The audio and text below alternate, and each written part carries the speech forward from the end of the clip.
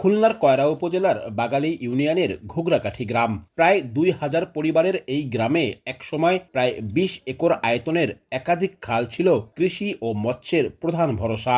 এখন দখল ও ভরাটে সেই খালগুলোর অস্তিত্ব হুমকির মুখে।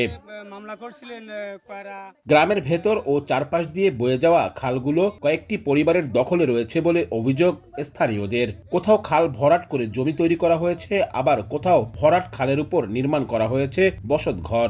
সরেজমিনে দেখা গেছে খালের বিভিন্ন অংশ মাটি দিয়ে ভরাট করা, কোথাও পানি থাকলেও অধিকাংশ স্থানে নেই স্বাভাবিক প্রবাহ।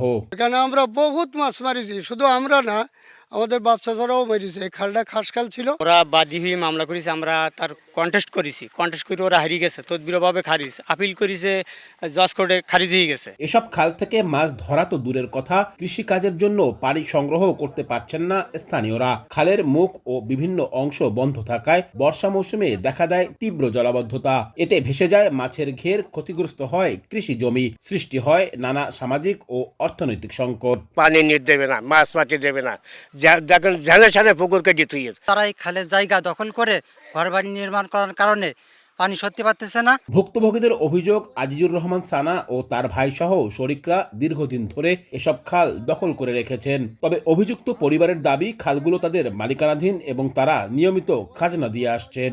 ৭৪ বছর বয়স, তার আগে তো আর বাবা নেওয়া, ব্রিটিশ আমল থেকে নেওয়া ইয়েছে। আর আমাদের নামে রেকর্ড। কোর্টে যদি প্রমাণ করে যে এটা সরকারি, তাহলে আমরা আইনের প্রতি শ্রদ্ধাশীল, সরকারি অনুযায়ী যেটা টেন্ডার আপনারা করে নিতে পারবেন। জেলা প্রশাসন বলছে, আইন অনুযায়ী সাধারণ মানুষের ব্যবহারের কোনো খাল ব্যক্তি মালিকানাধীন হতে পারে না।